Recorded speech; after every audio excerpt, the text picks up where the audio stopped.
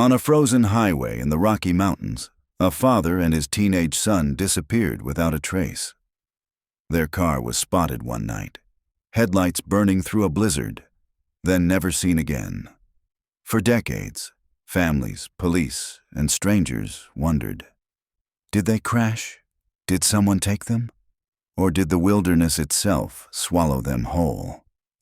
Tonight, we uncover the story of the frozen highway mystery, a case buried in ice and silence until the wreck was discovered decades later. If you want more deep dives into chilling, unsolved disappearances, make sure to subscribe.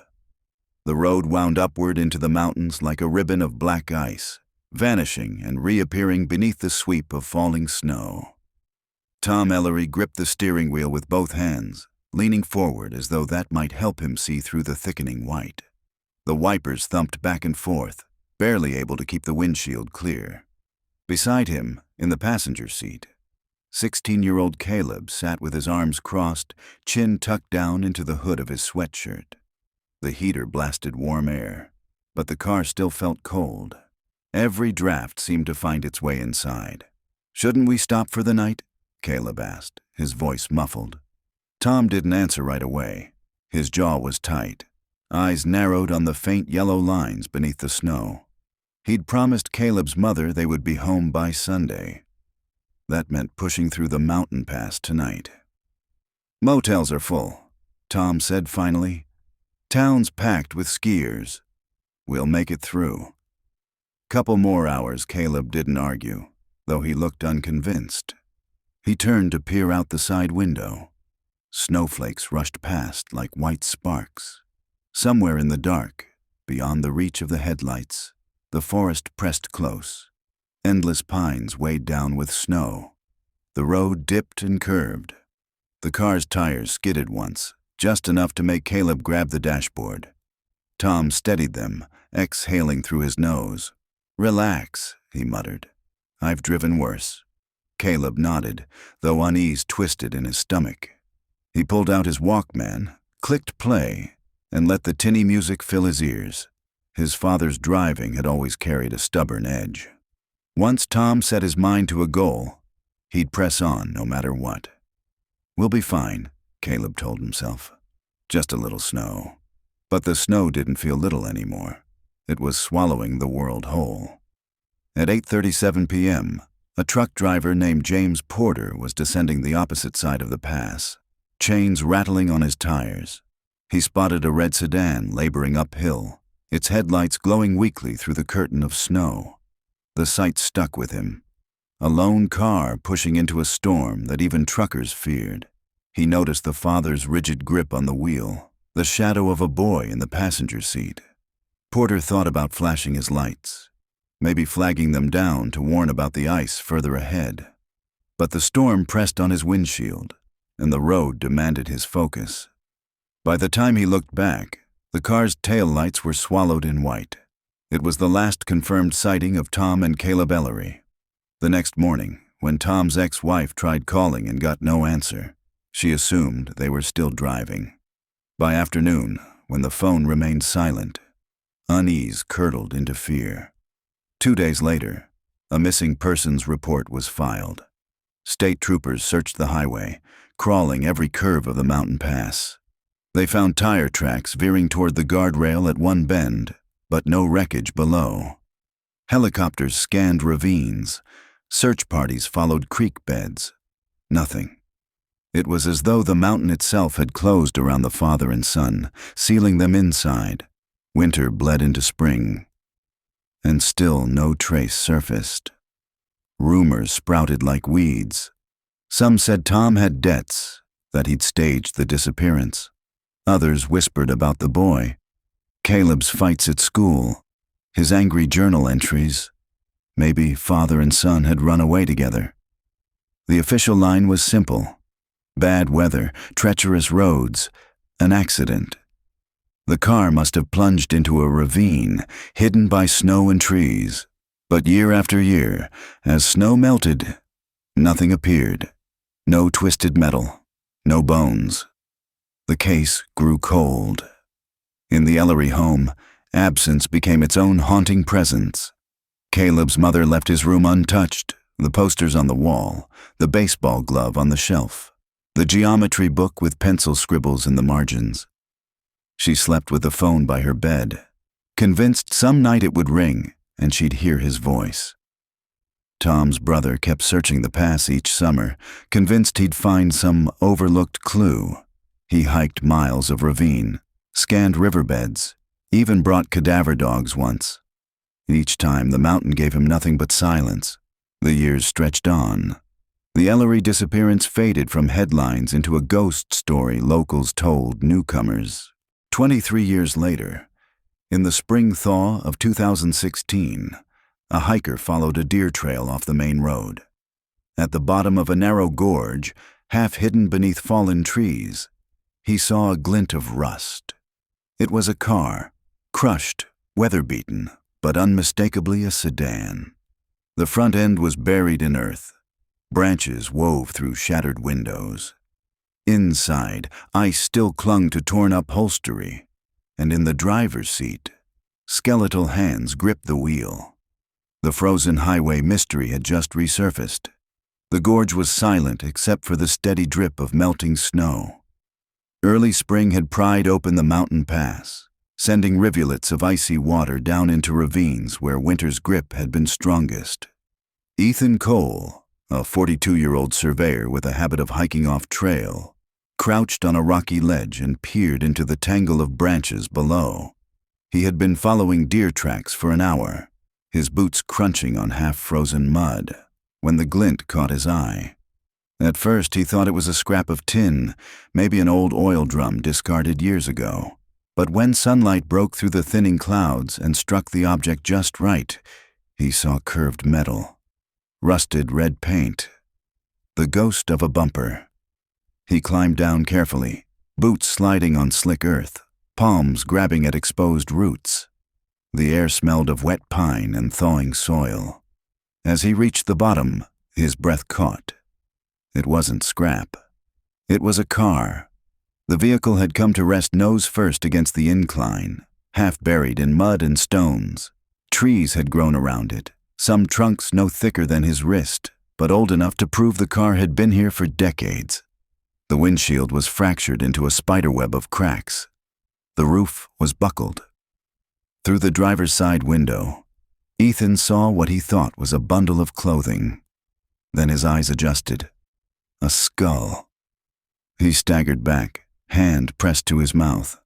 His heart thundered. He had seen bones before, deer carcasses scattered on the highway, even a black bear skeleton once on a forest trail. But this was different. This was unmistakably human. Ethan fumbled for his phone, fingers trembling as he dialed 911. "This is Cole. Ethan Cole. I'm off Route 93, about 6 miles north of Ridgepoint," he stammered. "There's a car in the ravine, and there are remains inside." By evening, the site swarmed with activity. Patrol cars lined the roadside above, their lights flashing blue and red against the pines. Crime scene tape crisscrossed the narrow deer trail leading down. Detective Claire Morgan stood near the edge of the gorge, boots planted firmly in thawing snow.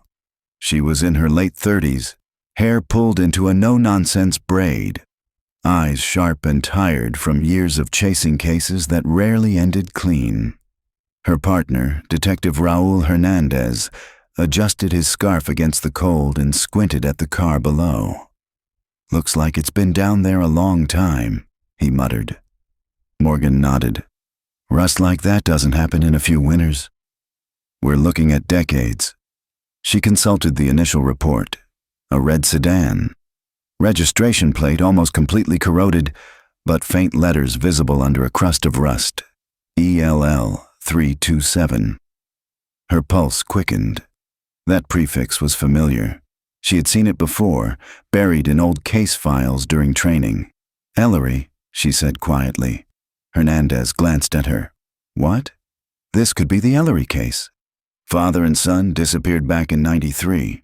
They were last seen on this stretch of highway. Hernandez exhaled slowly, a visible cloud in the cold air. "That's 23 years ago." "23 years and no closure," Morgan replied. "Until now." The recovery was painstaking. Fire crews rigged cables to hoist the car, the winch groaning as metal screeched against rock. Branches snapped, mud sloughed away. The vehicle rose inch by inch, revealing its battered frame. When it finally settled on level ground, floodlights cast stark clarity across its ruined form.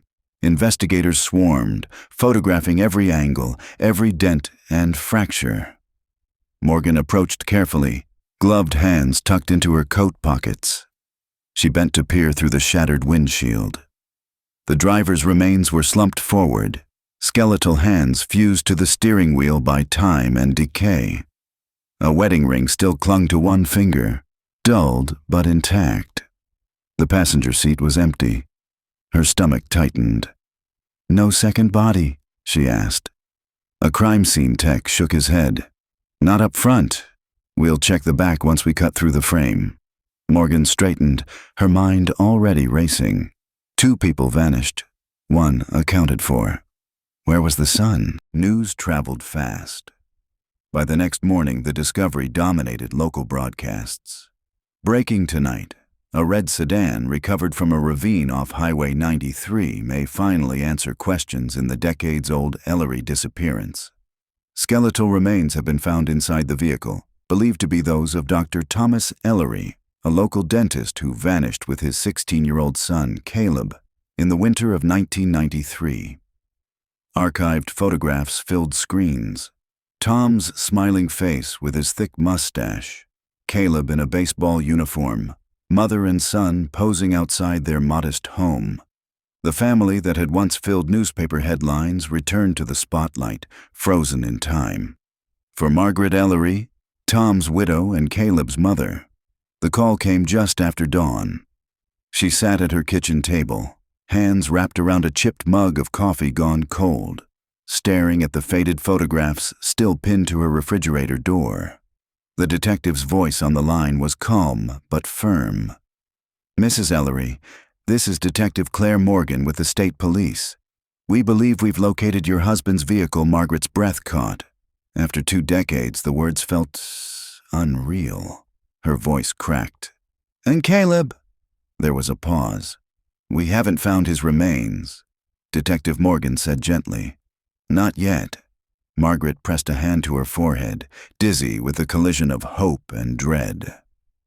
After 23 years of imagining, fearing, praying, now there were answers, but only halfway.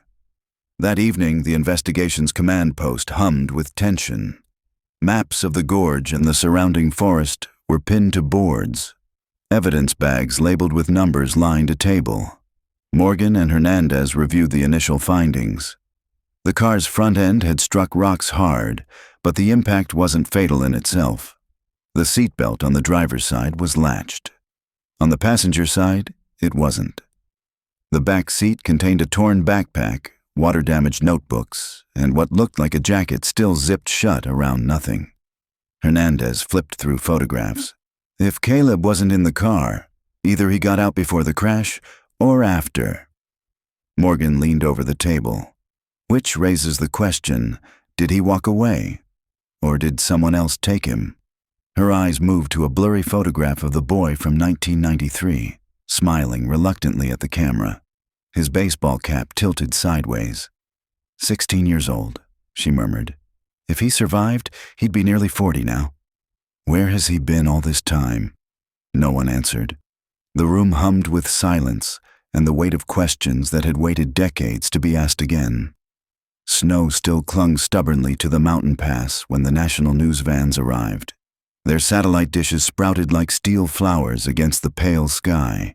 Reporters stomped their boots in the slush, clutching microphones wrapped with station logos, voices pitched high with urgency.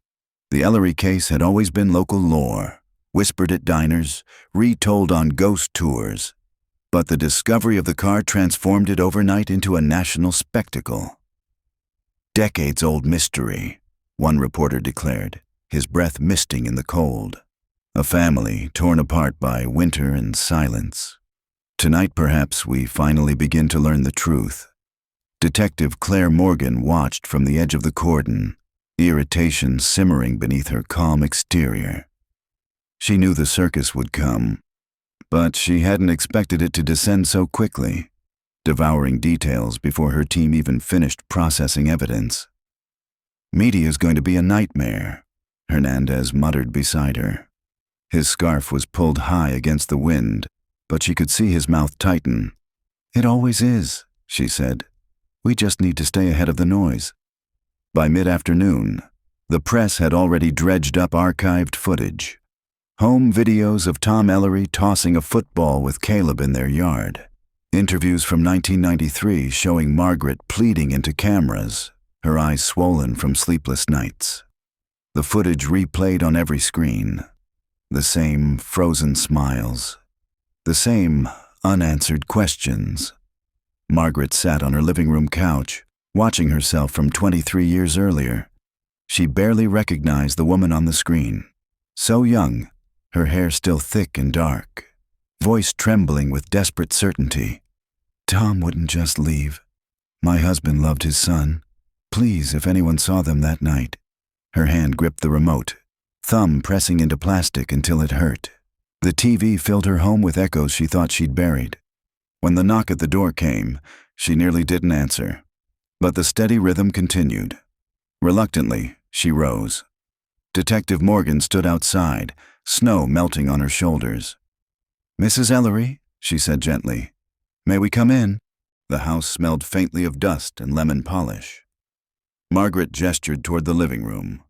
Morgan took in the details. The framed family photographs still occupying the mantel. The high school diploma with Caleb's name in elegant script. Untouched since 1993. This was a home preserved in amber. Hernandez lowered himself onto the couch while Morgan sat across from Margaret at the worn coffee table.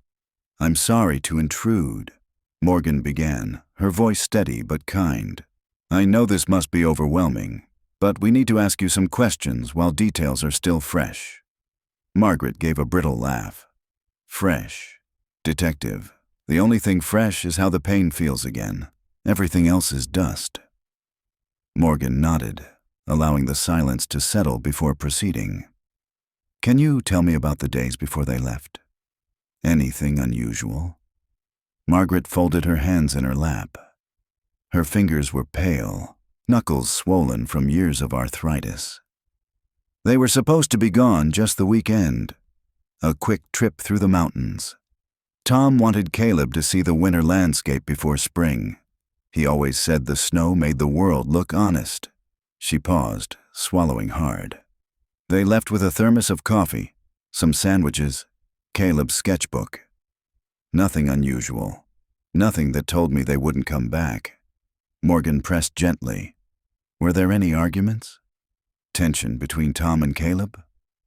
Margaret's gaze flickered to the photographs on the mantel. Caleb was 16. Everything was an argument. Her voice softened. "But no. Nothing serious. Tom adored him. Even when they fought, it was out of love." Hernandez leaned forward. "Did Tom have any financial troubles? Debts? Enemies?" Margaret stiffened. People always asked that back then. They made it sound like he planned this, like he wanted to disappear. But Tom wasn't that man. He had patients who trusted him, a son who depended on him. He had me, even if our marriage wasn't perfect anymore. Her voice trembled on the last words, and she looked away. Morgan noted the crack in her composure, but didn't push. Back at the precinct, the old Ellery case files were spread across the conference table like puzzle pieces. Yellowed reports, grainy photographs, handwritten witness statements. Hernandez leafed through one binder. "Search teams covered 30 miles of ravine. Dogs, helicopters, divers, nothing. It's like the mountains swallowed them." Morgan scanned the notes from 1993. Last sighting, 8:37 p.m., truck driver James Porter. No activity on credit cards. No bodies recovered. Her eyes lingered on a paragraph. Speculation remains regarding voluntary disappearance. She tapped the page. Even back then, there was doubt. Some thought Tom staged it, Family annihilation theory, Hernandez muttered. Father takes the kid, disappears to start fresh. Happens more than people want to admit, Morgan shook her head. But if that were the case, why leave the car? Why crash at all? And where's Caleb? The question hung heavy. 3 days after the wreck's recovery, the medical examiner confirmed what everyone suspected. The remains in the driver's seat were Thomas Ellery. Death by blunt force trauma, consistent with a crash. No evidence of foul play. But one phrase in the report troubled Morgan. Time of death inconclusive. The frozen conditions had preserved the body in ways unusual, but also distorted timelines. How long could he have survived after the crash? She asked the examiner. It's difficult to say, he replied. Hours, maybe. A day at most. But without shelter, hypothermia would have been inevitable. And the sun? The examiner's eyes darkened. If he got out, he might have had a chance. 16-year-olds are resilient. But after a night like that, he shook his head. The wilderness doesn't forgive. Still, the absence gnawed at Morgan.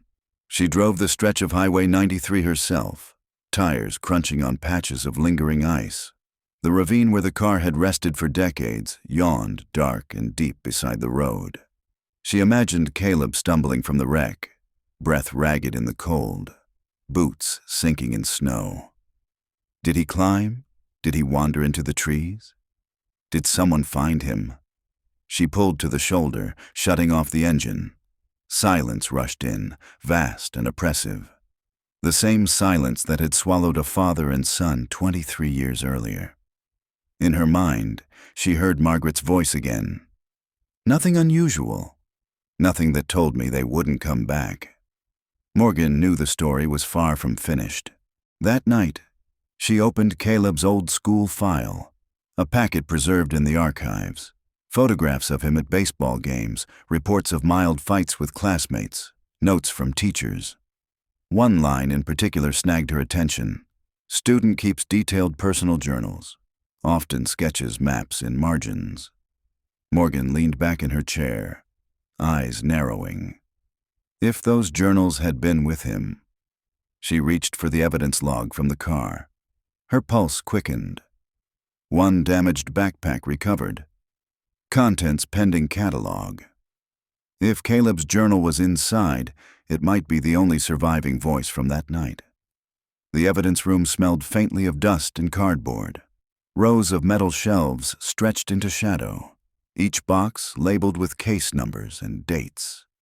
Detective Claire Morgan signed the logbook, her breath forming a small cloud in the chilly air, then followed the clerk to a steel table where the Ellery box had been placed.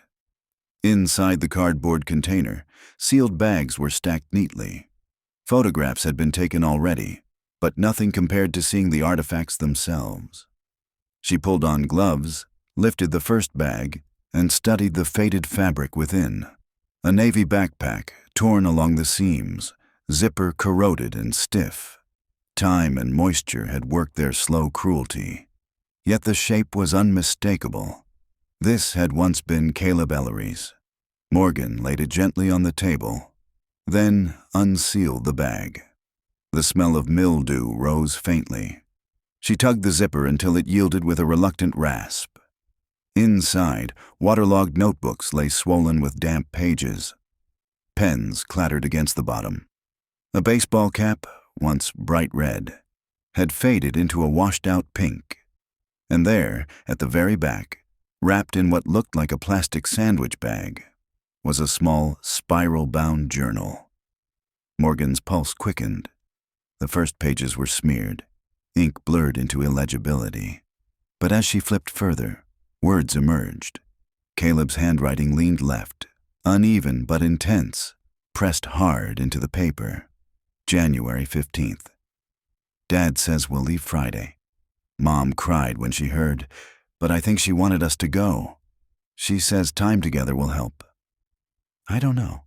Sometimes I feel like I'm just in the middle of their war. Morgan read on, the words breathing life into a boy who had been frozen in rumor and silence for 2 decades. January 17th. I hate the cold. Dad says it builds character. He doesn't understand. I don't want character. I just want quiet. I dream about places where snow never falls. January 18th. We argued about music in the car. He wanted radio. I wanted my tapes. He said I shut him out. Maybe I do. I don't know how to talk to him anymore. Everything turns into a lecture. The entries ended abruptly, pages warped by water. But even these fragments hinted at tension. Not a disappearance staged by a father devoted to his son. Not a cheerful road trip gone wrong. Something more complicated. Morgan closed the journal slowly, as though reluctant to break the spell. That evening, she and Hernandez spread Caleb's belongings across the conference table. Photographs documented each piece: the backpack, the cap, the notebooks, the journal. Hernandez flipped through the notebook margins, raising his eyebrows. "Maps," he said. Morgan leaned closer. Rough sketches covered the edges of homework problems, doodles of highways and trails. Arrows pointed to rivers, valleys, forests. Some matched real terrain. Others seemed imagined, dreamlike. He had a fascination with landscapes, Hernandez murmured. Escape routes, hidden places. Morgan tapped one sketch. A gorge with jagged lines, labeled in cramped handwriting, "The Hollow." "I've never seen that name on any map," she said. Hernandez frowned. Could be his imagination. Or maybe he named a place himself. Morgan thought of the ravine where the car had been found, buried for decades. A hollow indeed. Word of the journal leaked before they were ready. A clerk whispered to a reporter. By morning, headlines shouted, "Son's journal reveals tension before Ellery disappearance." Teen's last words hint at family conflict. Talk radio hosts speculated wildly. Had Caleb run away that night? Did he lash out? Did father and son fight in the storm, leading to tragedy? Margaret watched from her kitchen, face pale with fury. She called the precinct. "You're letting them twist my boy into a criminal," she snapped at Morgan. Those were the words of a teenager, nothing more. Don't you dare let them stain his memory. Morgan's voice was calm, though she felt the same unease. "Mrs. Ellery, I promise you, we don't see Caleb as a criminal. We're trying to understand him." To find the truth, Margaret's voice cracked. "The truth is my son was kind. He was scared, yes. Angry sometimes. But he loved his father. Don't let them take that from me." Meanwhile, the community buzzed with resurfaced memories. A retired trooper stopped by the station, claiming he remembered a call from a trucker about a stranded car that night. But the report had vanished from the file. An old neighbor said Caleb had seemed withdrawn in the months before the trip, sometimes sitting alone on the curb for hours, sketching maps in the dirt. And James Porter, the truck driver who last saw them, agreed to meet Morgan for the first time in decades.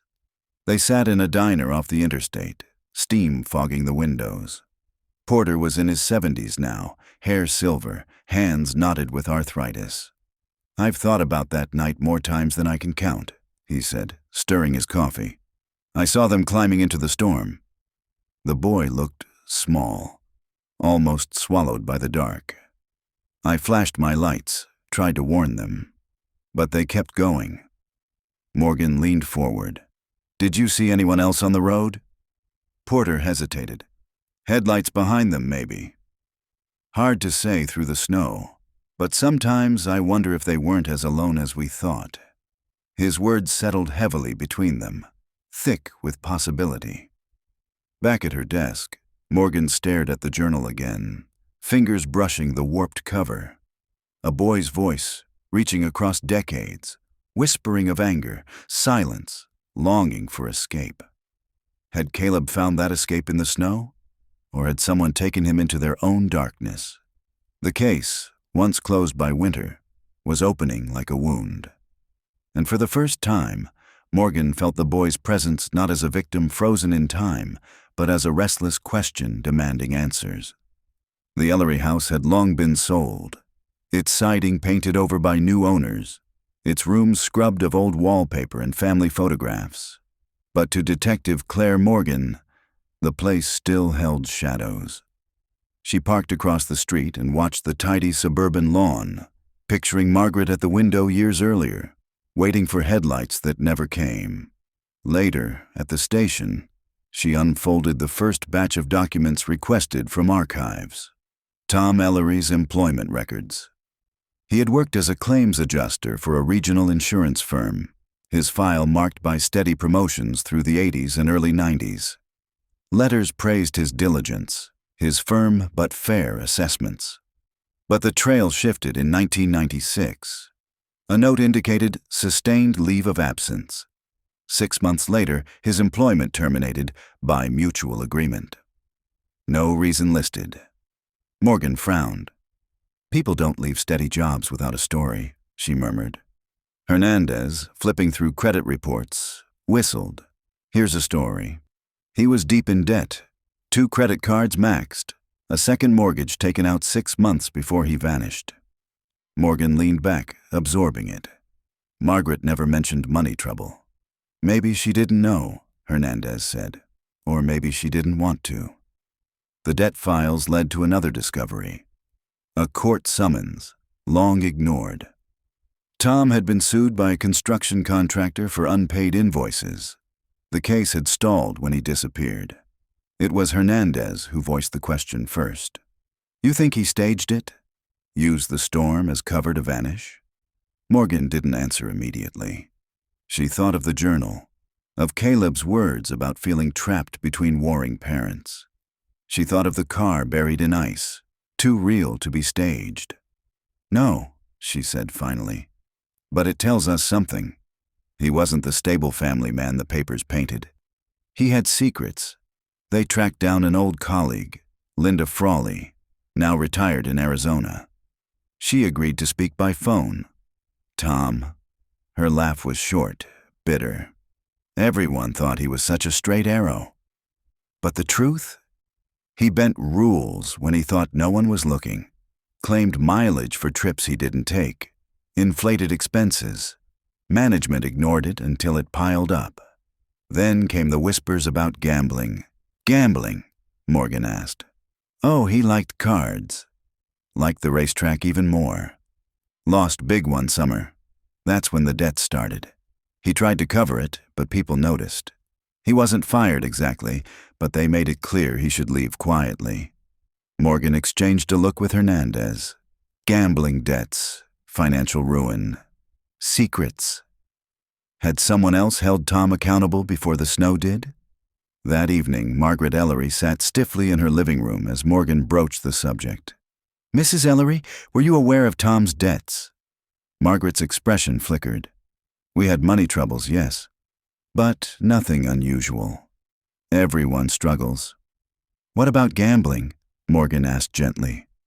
The silence stretched. Finally, Margaret's voice cracked. "He promised me it was under control. I thought the trip was his way of proving he could change. Time with Caleb, a reset." Her eyes filled, but she blinked the tears away with steel. "Don't twist this. He loved our son. He would never hurt him. Don't you dare suggest otherwise. I'm not suggesting," Morgan said softly. "I'm searching for the truth." The truth grew murkier with each lead. An old casino in Reno reported Tom Ellery as a frequent visitor in the early 90s.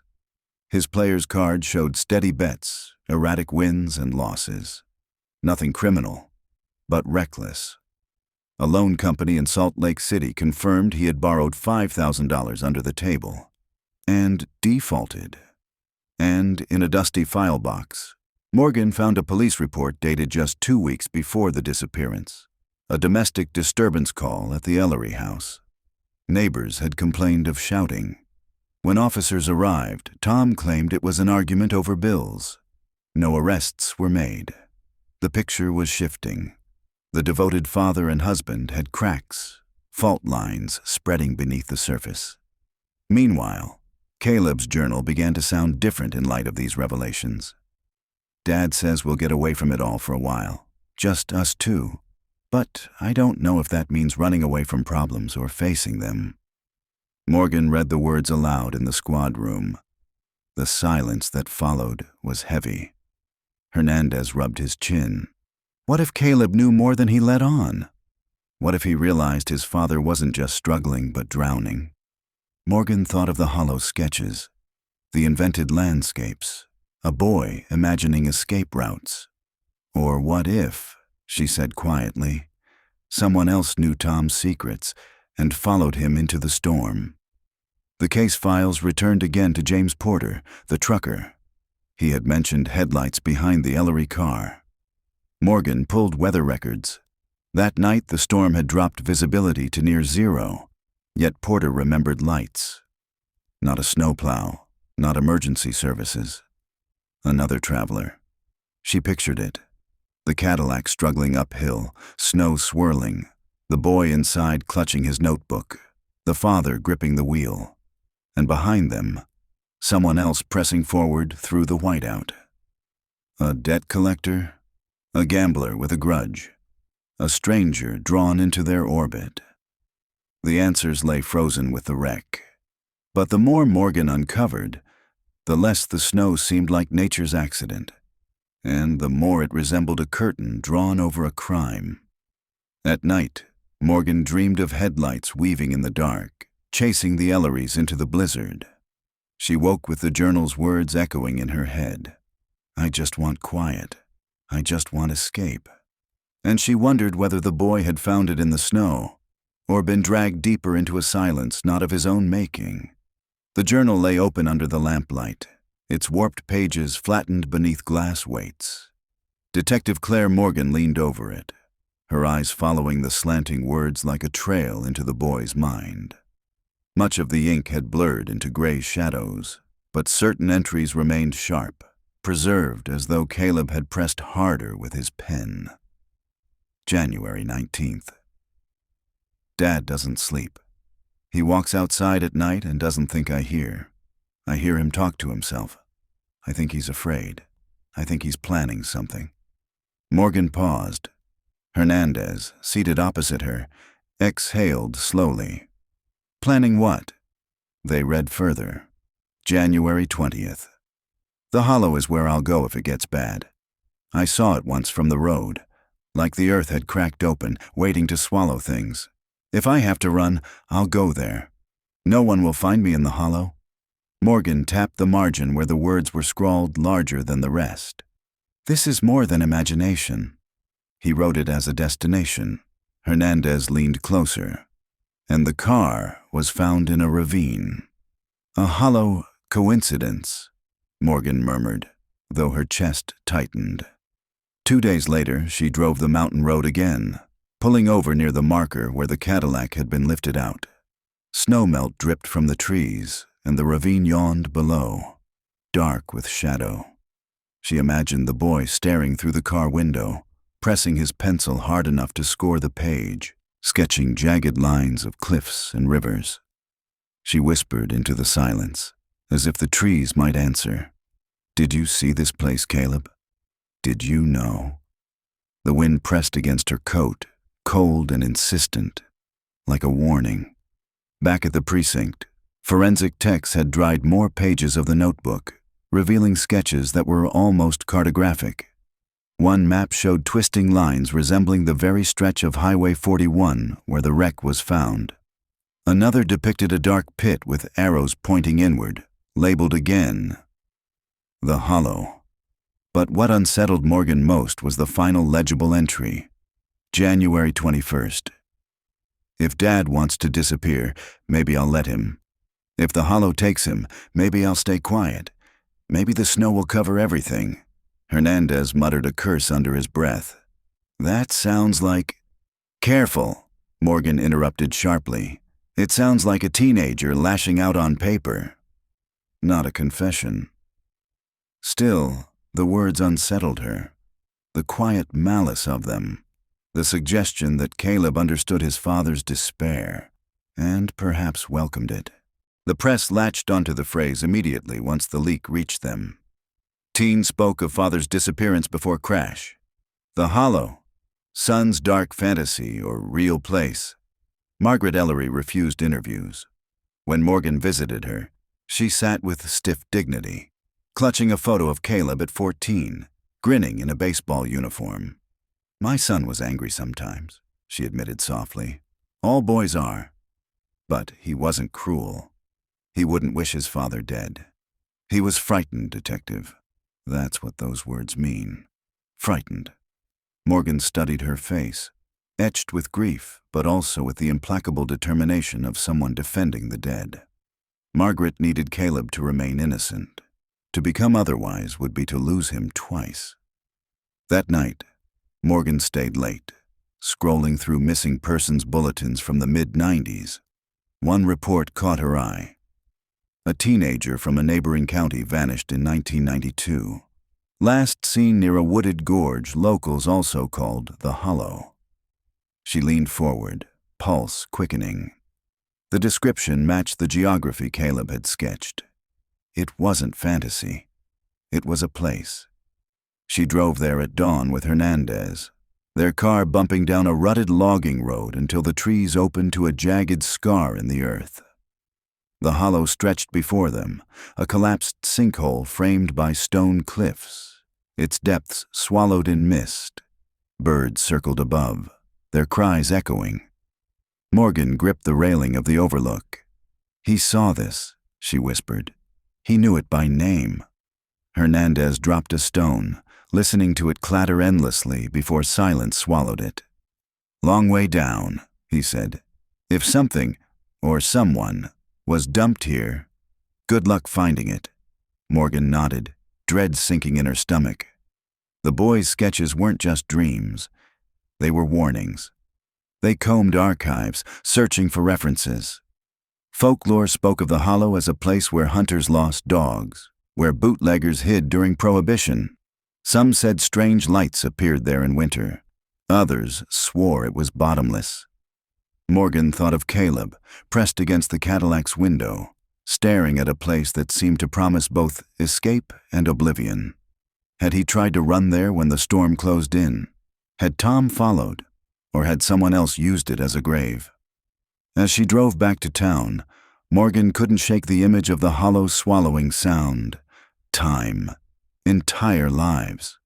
And she wondered whether Caleb's last words in the journal were prophecy, plea, or something darker. The thoughts of a boy who glimpsed his father's ruin and decided to let silence take him. The reconstruction began not with certainty but with fragments, scraps of testimony, faded receipts, and the words of a boy preserved on damp paper. Detective Claire Morgan spread them across the conference table like puzzle pieces. Gas station slips, motel check-ins, Caleb's jagged sketches. She pressed record on the audio log. Timeline assembly, Ellery disappearance, January 17th through January 21st, 1997. The road trip began on a Friday afternoon. Tom Ellery and his 16-year-old son pulled from their driveway in the red Cadillac, snow already flurrying. Neighbors remembered Caleb slumped in the passenger seat, headphones on, avoiding his father's last wave. Their first stop, a diner 2 towns over. A waitress, tracked down now and gray-haired, recalled the boy's silence more than 20 years later. "He just stared out the window," she told Morgan. "Didn't eat much." The dad tried to joke, but it fell flat. I remember thinking, they looked like strangers sharing a table. From there, the Cadillac climbed into the foothills. Credit card records showed a fill-up at a gas station near Coldwater. The attendant, now long retired, could only offer vague impressions. The man seemed nervous, kept checking his watch. The boy, he looked trapped, like he wanted to be anywhere else. Morgan imagined Caleb, pulling his journal into his lap under the dashboard light, scrawling lines while his father counted bills at the counter. January 18th. Dad says we'll see the frozen falls. He says it'll be good for me. I don't know what that means. He wants me to talk, but I don't know how to talk to him anymore. Saturday night, they checked into a roadside motel outside Larkspur. The register bore their names, neatly written in Tom's hand. The room itself had long been repainted, the furniture replaced, but an old maid still remembered. "The boy drew in a notebook," she said, "covered in maps." The father smoked on the balcony, even though it was against the rules. They didn't look like vacationers. They looked tired. By Sunday, the storm had deepened. The Cadillac was spotted by James Porter, the truck driver, just before dusk. He remembered their headlights swallowed by snow, a shape struggling against the mountain climb. Morgan pictured it. Tom hunched over the wheel, jaw tight, the radio turned down. Caleb sketching furiously, headphones blaring against the silence between them. Snow rattling against glass. Headlights in the rear view. January 20th. The hollow is waiting. If he wants to disappear, maybe I'll let him. Maybe the snow will bury everything. The Cadillac never reached its destination. The falls were never seen. The room never checked into. By Monday morning, Margaret was already calling police, her voice frayed with panic. The official report at the time listed inclement weather, presumed accident. But in Morgan's reconstruction, other shadows moved along the timeline. Debts unpaid. A man spotted pacing and muttering outside the motel, headlights trailing them up the mountain. Morgan's voice grew quiet as she dictated into the recorder. They vanished into the storm between certainty and rumor. A father with debts he could not escape. A son with words sharp enough to cut through silence. Together, trapped in the snow, and perhaps not alone. She stopped the tape, staring at the journal still open before her. The final entry blurred in the lamplight, its words digging at her chest. If the hollow takes him, maybe I'll stay quiet. Was it resentment? A teenager's anger? Or something darker, knowledge that the road ahead would not lead them home? That night, Morgan dreamed the reconstruction as though she were inside it. She sat in the Cadillac's back seat, unseen, listening. Tom's voice, rough and weary. "We'll start over, Caleb. Just the two of us." Your mother doesn't understand Caleb's reply, barely audible. "I don't want to start over. I want to go back." The storm thickened. The car slid. Headlights loomed behind. And the road twisted toward darkness, into the place the boy had already named. Morgan woke with the image of the hollow yawning before them, not as a sketch, not as metaphor, but as a destination, waiting. The file arrived in a padded envelope, marked with the return address of a county courthouse 2 states away. Detective Claire Morgan slid it open carefully, sliding out brittle pages held together with a rusted staple. Inside lay a civil case from 1995. State of Nevada versus Thomas Ellery. The charges had been dropped, but the paperwork told a story. Tom had been caught in a casino raid, sitting at a backroom table with a man named Victor Kane, a name that still carried weight in law enforcement circles. Kane had been suspected of running illegal card games, laundering money, even strong-arming debtors. Never convicted, always slipping through cracks. Morgan tapped the page. "This wasn't just gambling," she said to Hernandez. "This was organized." Hernandez frowned, scanning the document, and Ellery walked away. "Lucky man." "Or unlucky," Morgan murmured. She requested more. Bank records, phone logs, old police notes. Slowly, the picture sharpened. Tom Ellery had taken loans from private lenders linked to Kane. Payments missed, interest rising, quiet pressure applied. One note from a Reno detective stood out. Ellery mentioned a son during questioning, said he'd do anything to keep family safe. Fear evident. Morgan read the line twice, her pulse quickening. He dragged Caleb into it, or thought he might. Hernandez leaned back, rubbing his temples. So the road trip wasn't just about bonding. Maybe it was about running. Morgan's mind replayed Caleb's words. "If Dad wants to disappear, maybe I'll let him." Had Tom been trying to vanish before Kane's men closed in? Had Caleb known more than he ever admitted on paper? She drove to Margaret Ellery's house again. The widow greeted her stiffly, suspicion etched into her lines. "Mrs. Ellery, I need to ask again about Tom's debts." Did he ever mention a man named Victor Kane? Margaret froze. Her eyes flicked away, then back. "No, he kept names from me, but I found a letter once. Demands. I tore it up. Pretended it was nothing. I thought if I ignored it, it would go away." Her voice wavered. "Do you think someone followed him that night?" Morgan didn't answer. She didn't need to. The silence filled in the truth. 2 nights later, a retired detective named Alan Brooke agreed to meet. His voice on the phone had been tired, wary, as though he had carried the case in his pocket all these years. They met in a bar thick with the smell of spilled beer and fried food. Brooke slid into the booth, his hair thin, his eyes sharp. "Ellery wasn't just a gambler," he said without preamble. "He was a debtor." Kane's kind didn't forgive that. They squeezed. If they couldn't get money, they got leverage. "What kind of leverage?" Morgan asked. "Family," Brooke said simply. "Wives, sons." They didn't draw lines. If Ellery thought a trip into the mountains would hide him, he was desperate. Maybe running, maybe stalling. Either way, he was marked. Morgan felt the words sink into her. The storm. The headlights Porter had seen. The Cadillac climbing into white oblivion, chased not just by snow, but by men who knew how to erase problems. She returned to the evidence room. The boy's journal waiting under glass. "The hollow is where I'll go if it gets bad." Had Caleb written those words because he feared his father? Or because he feared what might be following them both? Morgan imagined the Cadillac sliding, headlights pressing closer.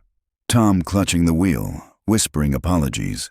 Caleb clutching his notebook, knowing the hollow was real, knowing the snow might swallow them before Kane's men did. The storm had hidden much, but it could not hide forever. The investigation shifted that week.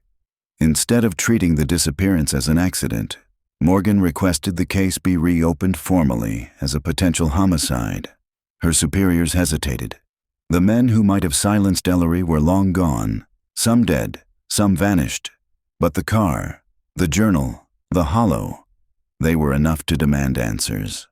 And Morgan knew the truth had not vanished with the storm. It had only frozen, waiting for thaw. At home, long after midnight, she found herself staring at the wall.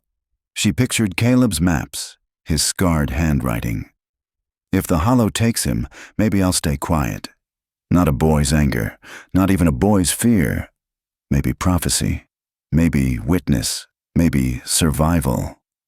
Floodlights glared against the twisted shell of the Cadillac, now secured in a hangar-like evidence garage. The car sat on a metal platform, its rusted skin pitted, windows shattered. Around it, the scent of earth and old oil lingered, as if the mountain had followed it indoors. Detective Claire Morgan stood with her arms crossed as the forensic team circled, murmuring observations. Cameras clicked. Every detail was cataloged again, this time with technology far more advanced than what existed in 1993. Dr. Allen, the lead examiner, adjusted his glasses and crouched near the driver's side. "The impact suggests a slide, but—" He traced the crumpled hood with a gloved hand. "The trajectory is wrong." Morgan frowned. "Wrong how?" "The damage is lateral, not frontal. This car didn't nosedive into the ravine. It was shoved sideways." A silence fell. Hernandez, standing nearby, muttered, "Pushed?" Allen nodded slowly. Something forced it. Another vehicle, or deliberate pressure after it was already immobilized. Morgan's chest tightened. For years, the disappearance had been blamed on weather, but the car itself now whispered another story. The back seat was worse. Technicians peeled away decayed upholstery, revealing faint indentations in the foam. Not random, not natural. "Restraints," Allen said softly. "Something heavy pressed here. Could have been ropes, straps, Someone, or something, was secured in this seat for a period of time. Morgan's stomach turned. But no remains. Exactly. She imagined Caleb bound in the back seat, the storm raging outside, his father in the driver's seat, tense, silent, headlights in the mirror, then the shove, the crash. Silence. Where had the boy gone? Even the seatbelts betrayed inconsistencies. The driver's was buckled, skeletal remains still slumped forward, but the passenger belt was snapped. Not unlatched, but sheared. Alan lifted the frayed end. This wasn't weather. It was cut. With a blade, Morgan's pulse quickened, meaning someone freed themselves, or someone else freed them. Hernandez exhaled, rubbing the back of his neck. If Caleb was in that seat. The image seared into Morgan's mind. The boy pulling against his belt, blade flashing in the dark, the storm muffling every sound. Had he escaped, or had someone taken him? Later, Morgan stood alone beside the car. She laid a hand against the cold metal, as though touch might bridge the decades. The Cadillac no longer looked like an accident frozen in time. It looked like a crime scene carefully hidden by snow. She whispered into the silence, "What happened in here, Caleb?" The hollow loomed larger with each clue. The maps in Caleb's notebook, the folklore, the eerie sinkhole discovered weeks earlier. Hernandez joined her, holding a fresh report. We canvassed around the hollow again. Found something. He laid a photograph on the hood, a scrap of fabric, pale blue, caught in tree roots near the rim of the sinkhole. Morgan's breath caught. Possible clothing, Hernandez said. DNA analysis pending. But it looks like denim, jeans, teen size. The hollow was no longer just a sketch in a boy's journal. It was reaching back into the present, demanding attention. That night, Morgan drove the winding road again. She parked near the crash site, the forest alive with dripping meltwater and the cries of distant owls. She stepped out, boots crunching, and walked to the ravine's edge. The silence pressed on her ears, heavy, unnatural. She imagined headlights again, 2 cars grinding up the icy road, one chasing, one fleeing. The Cadillac swerving, pushed, tumbling into the abyss. She closed her eyes. The storm returned in her mind. Wind shrieking, tires spinning. Caleb's journal clutched tight in his lap. And then she saw it. The boy stumbling from the wreck, belt cut, backpack slung over his shoulder, his figure swallowed by snow as he climbed toward the hollow. Morgan opened her eyes. The forest was still. The ravine was empty, but the image refused to fade. Back at her desk, she wrote in her notes, "The Ellery disappearance is no longer a presumed accident. The car was tampered with. Passenger survived initial impact. The hollow may hold the answer." Her pen paused over the next line. Question: did Caleb vanish willingly, or was he taken? The midpoint had arrived. The case was no longer about a storm. It was about pursuit, survival, and the possibility that one boy walked away into silence, either as a victim or as something else entirely. The call came from a woman in her late 60s, her voice tremulous yet urgent. She'd seen the news coverage of the Cadillac, the journal, the word hollow splashed across headlines. "My name is Ruth Hammond," she said. "I used to run the lodge near Ridge Point. That winter, I think I saw something." Detective Claire Morgan met her at the nursing home the next day. The common room smelled faintly of disinfectant and wilted flowers. Ruth sat near the window, a blanket over her knees, eyes cloudy but sharp with memory. "I didn't say anything back then," she confessed, voice low. "People thought the storm explained everything. But I've carried it for years." Morgan leaned closer. "What did you see, Mrs. Hammond?"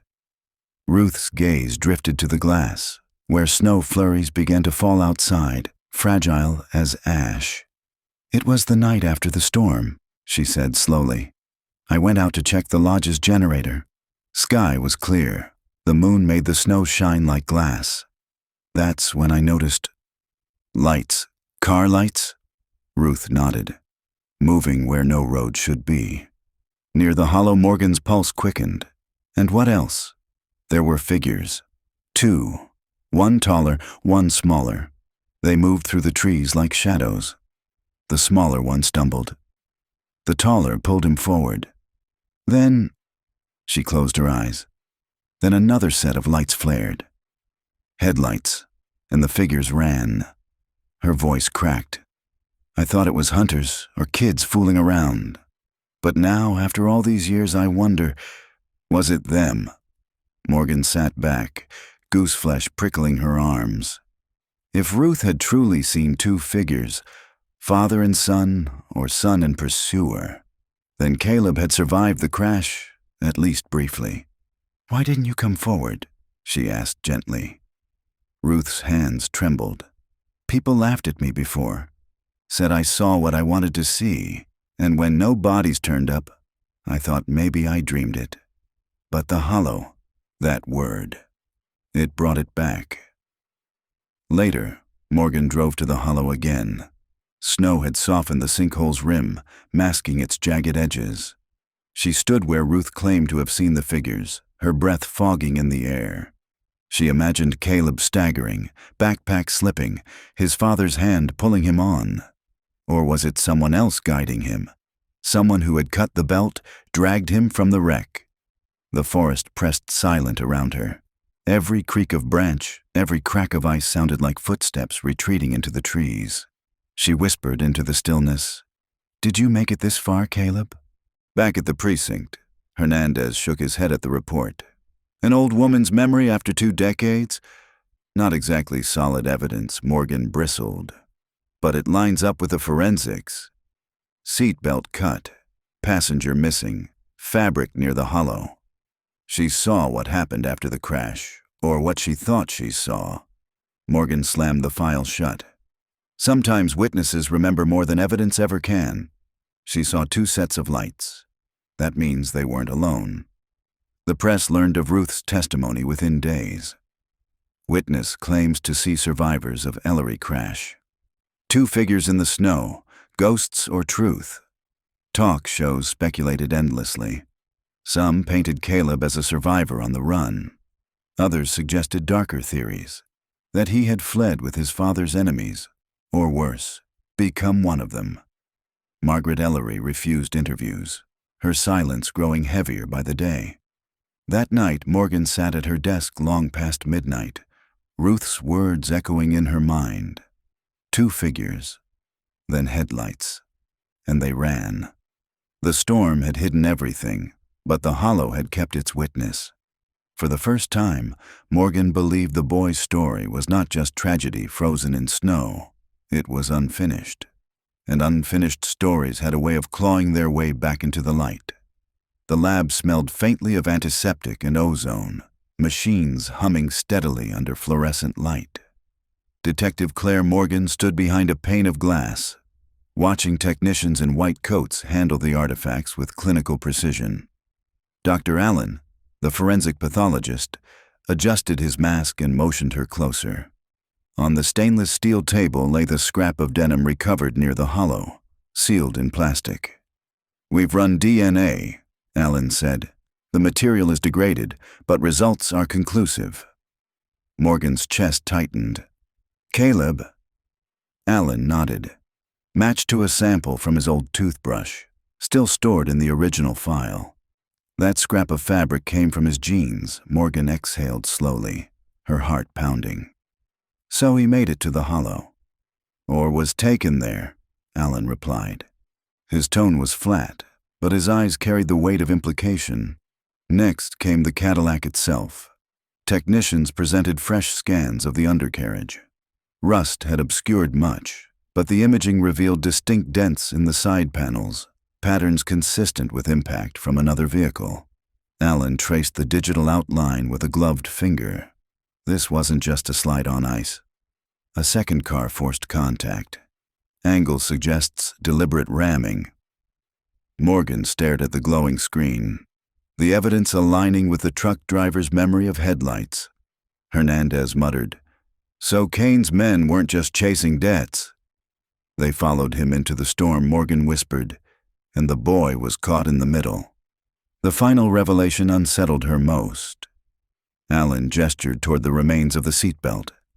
Under magnification, the fibers revealed not just a cut, but heat-seared edges. Not torn with a knife, he explained. This was melted, likely by a flare or heated blade. Primitive but effective, Morgan frowned. Why go through that trouble? To free someone quickly, or to restrain them differently? The image rose in her mind. Caleb struggling, belt burned away, pulled from the wreck not by his father but by strangers. Alive, at least for a time. That night, Morgan sat in her office, the evidence spread before her like a morbid tapestry. A car forced from the road, a passenger seat cut free, Caleb's fabric caught at the hollow, witness testimony of figures in the snow. It painted a grim picture. Tom dead at the wheel, his son dragged into the forest by men who wanted leverage, silence, or both. But why had no body been found? Why no ransom demand, no trace? She pressed her palms to her eyes, exhaustion heavy. Unless, she thought, Caleb wasn't killed at all. Unless he lived.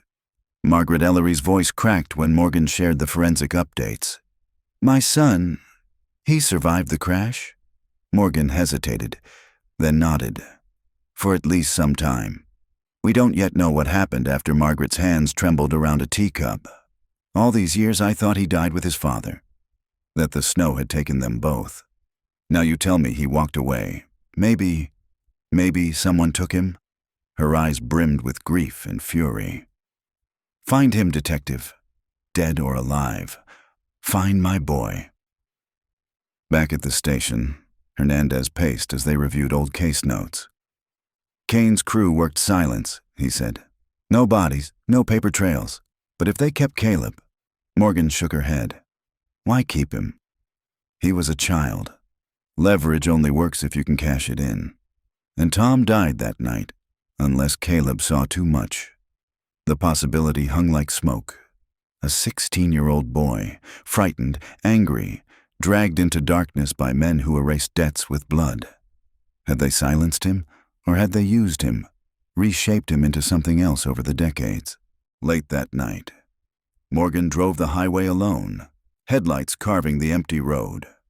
The forest loomed, shadows shifting like restless memories. She slowed near the hollow, pulling to the shoulder. Moonlight painted the sinkhole in pale silver. She imagined voices carried by the wind, Caleb's journal words, Tom's muttered promises, the crunch of boots on snow as strangers closed in. Her breath fogged the glass. Are you still out here, Caleb? She whispered. The hollow gave no answer. Only silence, deep and endless, like the storm that had swallowed them all. The storm returned with eerie timing, 24 years to the week of Tom and Caleb Ellery's disappearance. Snow whipped across the highway, frosting trees in a cruel imitation of the night that had set everything in motion.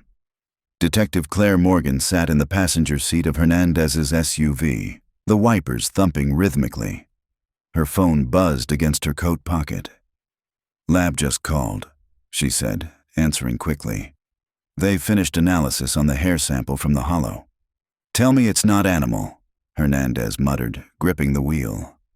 Morgan listened as the technician's voice confirmed the result. Human. Male. A mitochondrial match to Margaret Ellery, Caleb's mother. She ended the call, throat dry. It's him. He was there.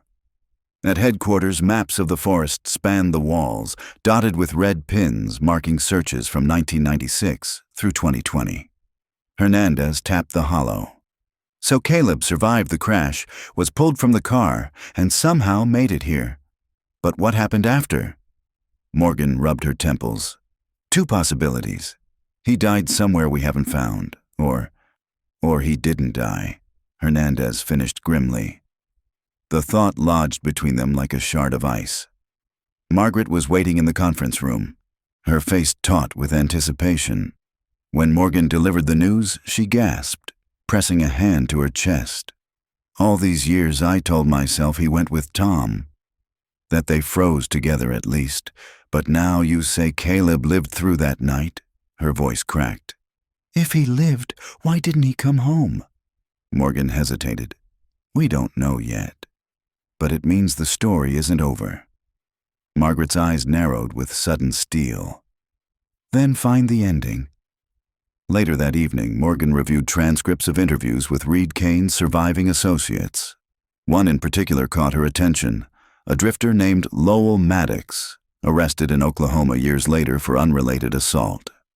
He had told a cellmate about the kid in the woods, a boy their crew should have buried, but didn't. Morgan whispered the words aloud, her stomach sinking. Should have buried.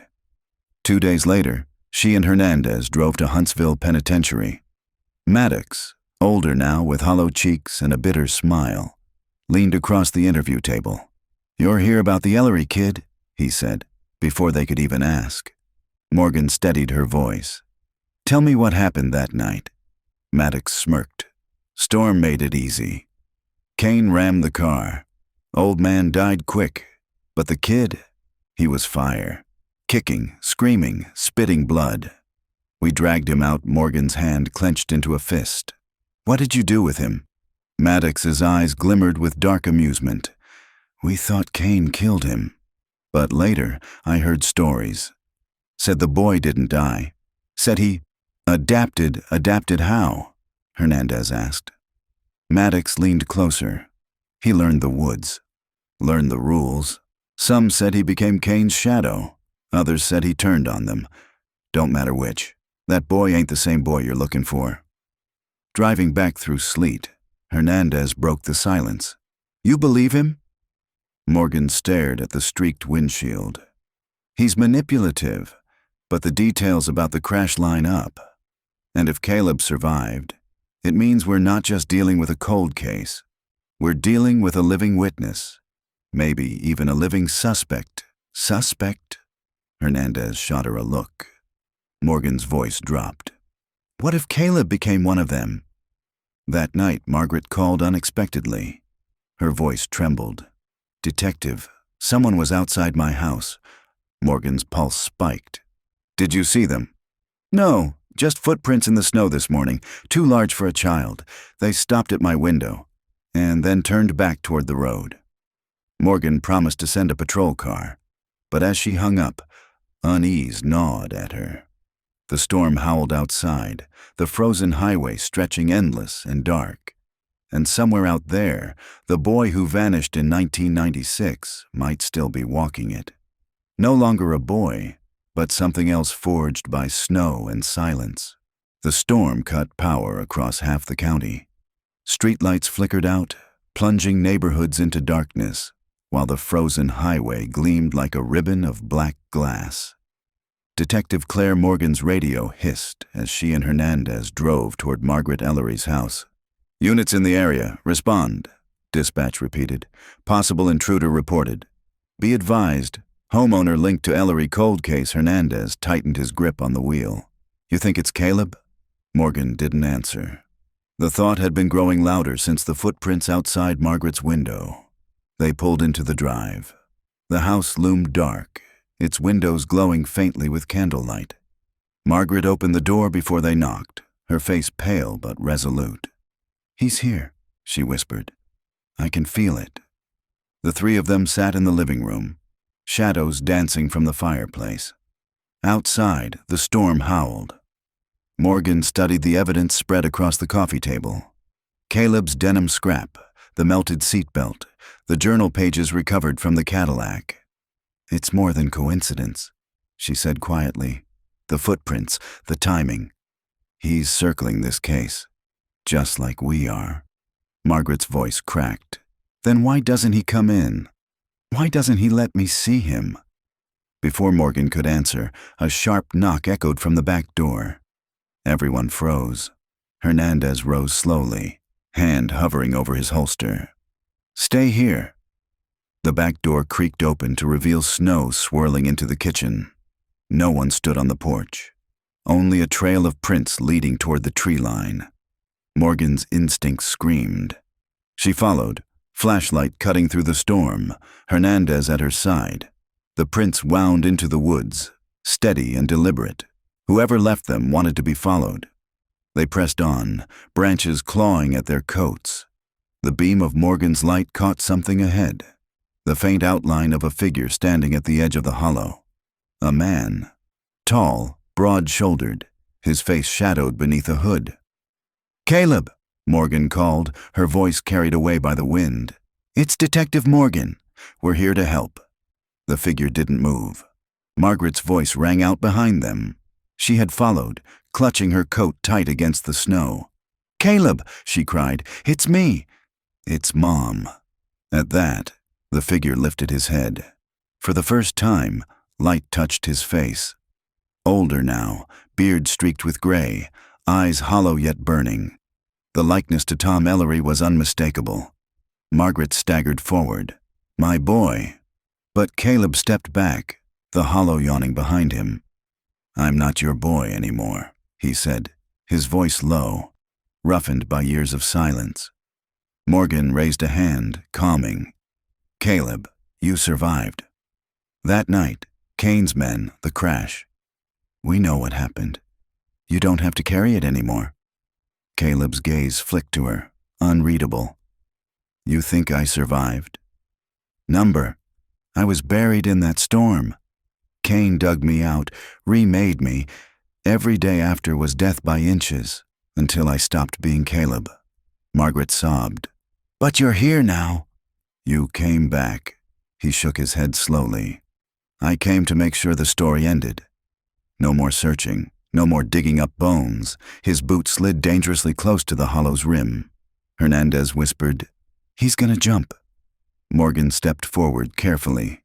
"Caleb, listen.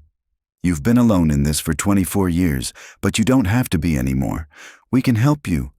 Your mother still loves you." For the first time, Caleb's mask cracked. His jaw trembled, eyes darting toward Margaret. But then headlights cut through the trees. Patrol units arriving, engines growling, radios squawking. Caleb flinched like a cornered animal. "No," he snarled. "You'll cage me. Parade me like some monster." He turned, one last glance at Margaret. Something soft flickered there, the boy she had known for a heartbeat. "I'm sorry, Mom." Then he vanished into the storm, slipping into the woods beyond the hollow, footprints swallowed by snow. By dawn, the search teams had found nothing. No tracks, no shelter, no body.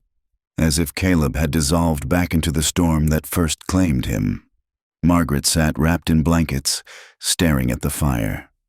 Her hands shook as she whispered, "He's alive." "I saw him."